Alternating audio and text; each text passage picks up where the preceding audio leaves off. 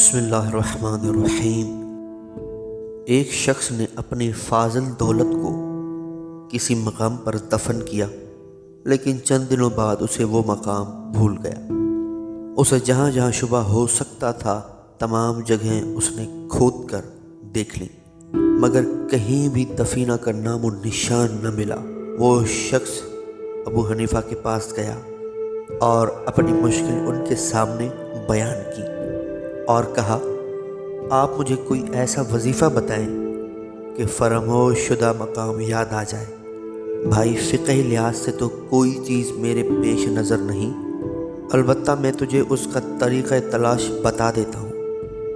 तू ऐसा कर, आज की पूरी रात इबादत खुदा में बसर कर। उम्मीद है तुझे दफीना का मकाम मालूम हो जाएगा।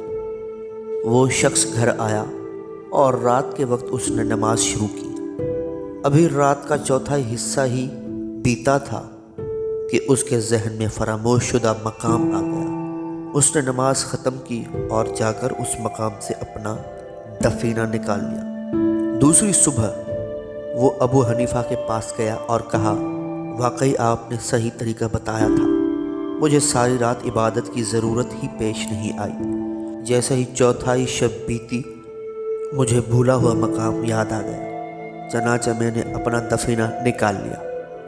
अबू हनीफा रहमतुल्लाह अलैह ने कहा, जी हाँ, मुझे पहले ही यकीन था कि शैतान तुझे सारी रात इबादत नहीं करने देगा, लेकिन बंदा खुदा, तेरा हक बनता था कि मकाम दफीना दरियाफ्त होने के शुक्राने में सारी रात इबादत करता।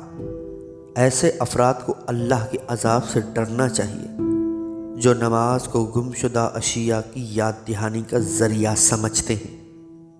कुरान मजीद में जहाँ नमाजियों की निजात का तज़किरा है तो वहाँ खुशू और इखलास की शर्त के साथ उसे मशरूत किया गया है। अहादीस में है कि बेदिली से पढ़ी जाने वाली नमाज इंसान के मुंह पर मार दी जाती है।